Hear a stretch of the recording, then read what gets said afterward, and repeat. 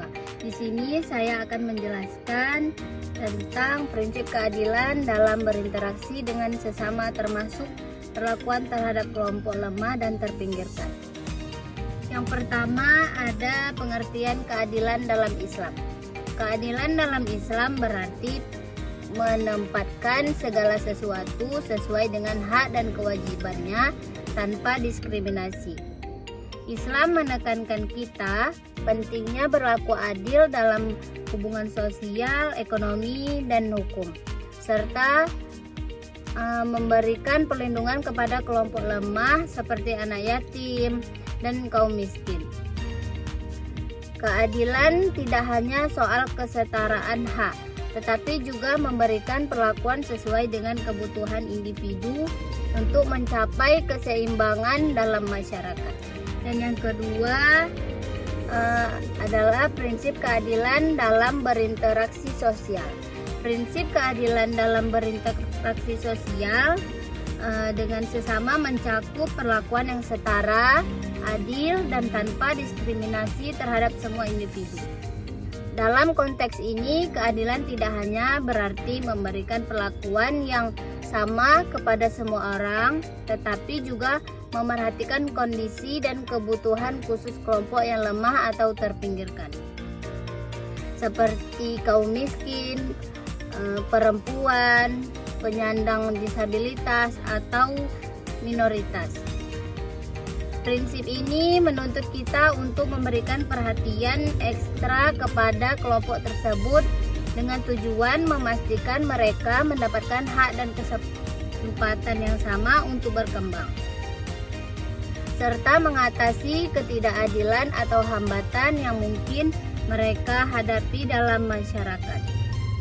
Keadilan dalam hal ini bersifat inklusif dan berfokus pada mengurangi kesenjangan sosial. Dan yang terakhir, yaitu yang ketiga, pentingnya keadilan bagi kelompok lemah dan terpinggirkan. Pentingnya keadilan bagi kelompok lemah dan terpinggirkan terletak pada upaya untuk memastikan bahwa mereka mendapatkan perlakuan yang setara, hak yang layak, dan kesempatan yang sama untuk berkembang. Kelompok ini seringkali menghadapi hambatan sosial, ekonomi, atau budaya yang membuat mereka rentan terhadap ketidakadilan dan diskriminasi.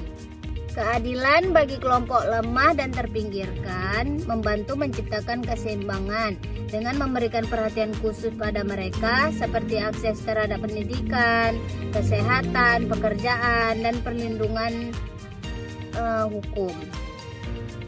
Keadilan dapat mengurangi kesenjangan sosial dan ekonomi. Selain itu, hal ini berkontribusi pada penguatan martabat manusia dan memastikan setiap individu, terlepas dari latar belakang atau kondisi mereka, memiliki kesempatan untuk berpartisipasi secara penuh dalam kehidupan sosial dan ekonomi. Secara keseluruhan, keadilan bukan hanya soal kesetaraan formal, tetapi juga tentang memberikan dukungan dan perlindungan kepada kelompok yang paling rentan agar mereka dapat mengatasi kesulitan dan mencapai kesejahteraan yang setara dengan anggota masyarakat lainnya. Jadi kesimpulannya, prinsip keadilan dalam berinteraksi dengan sesama, termasuk perlakuan terhadap kelompok lemah dan terpinggirkan, mengharuskan adanya penghormatan terhadap hak-hak dasar setiap individu, setiap orang, tanpa memandang status atau latar belakang, harus diperlukan dengan setara dan adil. Hal ini penting untuk mengurangi diskriminasi, memastikan akses yang setara terhadap sumber daya, dan menciptakan masyarakat yang inklusif dan harmonis. Sekian presentasi dari saya, Aila Mele Alfi. Terima kasih sudah menonton.